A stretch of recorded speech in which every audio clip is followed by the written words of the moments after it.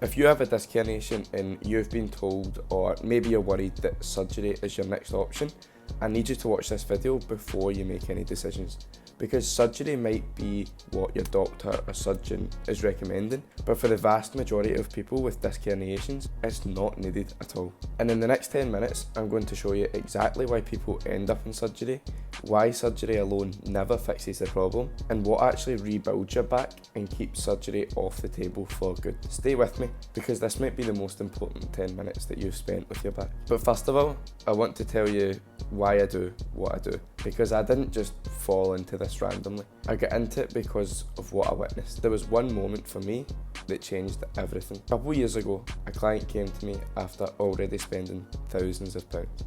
He'd been through the physio, the injections, the treatments, and even had surgery. He was promised, genuinely promised, that he'd be pain free after this surgery. So he went through with it, trusted the system completely, did everything right, and the moment the surgery was done, he was forgotten about. No rebuild plan, no next steps, no guidance on what to do next. He was just left to figure it all out alone. And he ended up in a worse position than before the surgery. More pain, more confusion, more fear. And I remember sitting thinking, this isn't just his story. I've seen similar things happen way too many times. People who had tried everything, been told completely different things by different professionals, spent thousands, and were more confused than when they started. Everyone wanted something to commit to, a clear plan, a direction, something that actually made sense for their specific situation, but nobody ever gave them that. That's when I knew something had to change, not just for him, for everyone that the system was leaving behind. So that's when I knew I had to build something different. Before, I just ran a traditional clinic, and the whole sole reason that I built something different is because he wasn't the only one, as mentioned before. I've seen stuff like this time and time again, and it pained me from the bottom of my heart. Everyone just seemed to have tried everything for their disc herniations and still just spending money every week, every 2 weeks on quick fixes, massage, injections, chiros, because these were the only options for them. They knew deep down that this was never going to actually rebuild their back. So I stepped away from the system and created my own. Okay, next, before we get into that, I want to talk about surgery directly, because if you're watching this, it's either A, been mentioned, or B, you're worried about that coming in the future. You're worried about it being your next steps. And I want to be completely honest with you, in some very rare cases, you know, loss of bladder or bowel function, severe neurological symptoms, of course surgery is necessary. But here's the truth that nobody in the system is telling you. That scenario is very rare, much less common than you've probably been led to believe. For the vast majority of people with disc herniations, surgery is not the only option, it's just the option that the system defaults to when they have nothing else to throw at you, when everything else has failed. And here's why surgery keeps failing people. Surgery fixes the structure. It removes the disc material pressing on the nerve, it decompresses the spine, but that's it. You know, it doesn't rebuild your back's tolerance for real life, it doesn't address the fear cycle, it doesn't address the fear of movement and bending that's built up years of pain, it doesn't build any strength within the lower back, and it doesn't progressively reintroduce your spine to anything. Therefore, your spine still won't be able to handle the demands of your life. You will still flare up after bending down to pick something off the floor. You'll still flare up when you're hoovering the house, when you're loading the dishwasher, when you're sitting for a long day in work, when you just want to play with your children. These things still won't be possible because your back is still not prepared for real life. And let me be clear, after surgery, you don't get given a plan to do that. I watched this happen firsthand. My client who spent thousands, trusted the process, had the surgery, and then sent home with nothing. And he wasn't the only one. Consistently, people get given no rebuild, no guidance, and they're just left to guess, just left with false promises that hadn't materialised. And ultimately, because after surgery they then spend longer in the cycle, he actually ended up worse than before, because surgery was sold to him as the finish line, but it's not. Surgery is a structural intervention, nothing more. You're not out of options, you just haven't had the right rebuild yet. So what does rebuilding your back after a disc herniation actually look like, and how can you begin doing that? Because I want to give some genuine value, and I want to give you something genuinely useful here. Not vague advice, not generic exercises, but the actual foundation of what rebuilding your back means. And of course it's different for everyone, 100%, but if you can take any value from this and go forward, and even with a starting point, then that would be amazing for you. It starts with one basic principle that changes everything. Your spine needs to be comfortable and strong, moving through every single movement that it was designed to do. The 4 fundamental movement directions that your spine needs to handle is flexion, which just means bending forward, bending the spine if you go to bend down something off the floor. Extension, which means sort of a with the straight back, and then you're coming up. So like, instead of bending, you're just kind of keeping your back straight and working down and up. That's extension. You probably know extension. Rotation as well. I don't think I need to explain what rotation is. It just needs to be comfortable through every part of rotation though. And then lateral flexion, which you might have not heard before, which is basically bending to the side. So it's bending your spine again, but you're going down to the side like that. And right now, whether it's bending or whether it's all of them, I'm sure at least one of those movements will scare you. Maybe it just feels like the minute you do any of these, it's going to set the whole thing off. And you tell that to a doctor or anyone within the system that you're scared of those movements, they'll just tell you to avoid them. Protect your spine. Don't bend, don't twist, don't load it. But if you've watched this far, you'll know now that avoidance is not the answer. Here's what chronic avoidance can actually do. Every movement you avoid, your spine loses the tolerance for that movement. Every movement direction you stop exploring, your back just gets weaker in that direction. Every time you protect yourself from a movement, your nervous system learns that that movement is dangerous. So the bending you've been avoiding for months, your back is now less equipped to handle it than before you started doing it.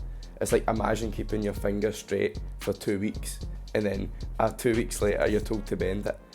That would feel pretty weird, wouldn't it? It would feel pretty stiff, pretty off, pretty sore, and would probably cause a flare up in your finger. Same idea with the spine. And that's the avoidance trap. That's the fear cycle that never ends. The answer isn't to avoid movements that scare you.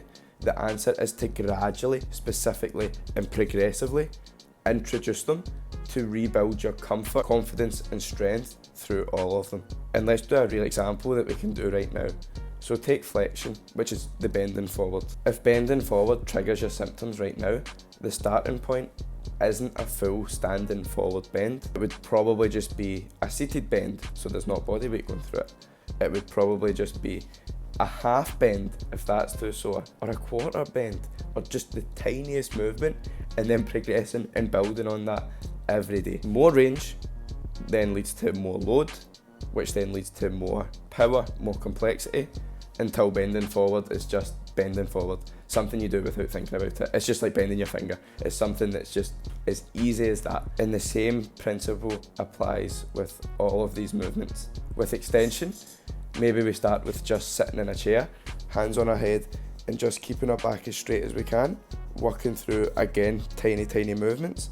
And then once we get comfortable, building that day by day, adding a weight, working through that, adding a weight onto our back, working through that, and then jumping on to the back extension and working through again with weights. The back extension, I'm sure, is something you've heard of if you've done research online. 100% would use that as a tool, but that's just a tiny part of this massive rebuild. Rotation, again, maybe you start with just seated, not even using weight, working from your right hip up to your left shoulder, just working through that with no weight, building up to weight, getting heavier and heavier and heavier, and then progressing that with more load, more power, more strength, until again, rotation is just something that you don't think about, and it's just as comfortable as turning your neck. And then the exact same principle with side bends. Maybe you start sitting, maybe you start on your knees, and then In the future, we add a weight. In the future, we build and build and build every single week. You get the gist right now. Start where you're comfortable and progress on that over the course of weeks, months down the line, and things will only get better. And as you rebuild comfort and strength and confidence through every single movement direction, something remarkable starts to happen. The fear starts to go because your brain gets evidence, real, repeated, undeniable evidence that these movements are safe, that your spine can handle them, that you're not as fragile as you've been led to believe. And that's where the cycle starts to break. Now, again, I want to be really clear about something. What I've just described is the foundation, the baby steps of rebuilding. But that's just a fraction of what the full story actually involves. I would be here for hours, because knowing these movements is a tiny part of the process. Knowing your specific starting point, the progressions for your specific back, your disc, the right pace to progress at, how to adjust on bad days, how to progress on good days, that's something completely different. So what I've gave you is a clear, good starting point to progress things over weeks, but I have to be clear, without someone in your corner or without someone who knows your entire history, if you make that plan by yourself, you're kind of just guessing going forward. I want to share 3 people with you because I think you need to hear that this is actually real, that people in your situation right now, people who have similar issues to you, do come out the other side with this. The first is Danielle. She came to me exhausted, years of conflicting advice, random exercises pieced together from different sources, trying to make a plan for herself, never knowing what to actually stay consistent with. She took the leap. And I know investing in your health after everything you've already spent or been through feels like a risk. She felt that too, but within weeks she messaged me that this was the best decision that she'd ever made. And rebuilding takes months, and she only messaged me after 3 weeks, because for the first time ever, she had something built entirely around her. She had something that she could finally, consistently turn up for. The second is Ken. Ken had long-term disc degeneration. It had stolen his life piece by piece. Basic chores around the house would flare him up. Hiking, something that he used to love, felt completely out of reach. When he first came to me, the idea of a 26-mile hike with a heavy backpack was something he genuinely couldn't even imagine. It was something that he never thought he'd be able to do in his life again. Within 3 months, he was actually training for that. Not carefully, not cautiously, not thinking about every movement he'd done. Training for a 26-mile hike with a heavy backpack without even having to think about his back. He told me this was something he couldn't even imagine doing when we started. And last of all, there's Andrew. Andrew had tried everything. Public physio, private physio, multiple professionals, chiropractors, and again, none of these approaches actually focused on getting him better with lasting results and long-term relief. Just temporary relief, short-term fixes, just to keep him in the same cycle. And he genuinely told me he thought he was going to end up in a walking stick. Let that sink in for a second. A person who believed their future involved a walking stick.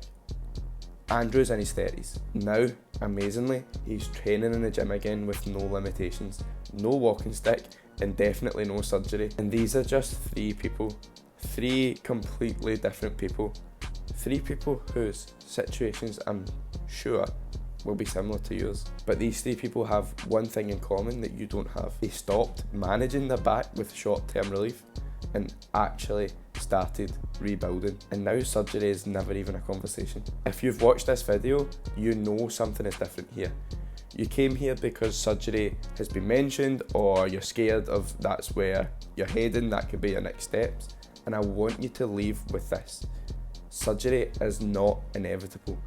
It becomes inevitable when nobody gives you the right rebuild. And the right rebuild, progressive, specific, built entirely around you, is exactly what I do. And I've left a direct one-to-one application to rebuild with me below this video. If you're done waiting, if you're done managing this pain, if you're finally ready to rebuild, apply in the description below and we'll have an honest conversation about whether I can actually help you, because Andrew thought he'd end up on a walking stick, Kane couldn't imagine hiking again, and Danielle said after just 3 weeks that this was the best decision she'd ever made. Your story doesn't have to end in surgery, it can end in a rebuild.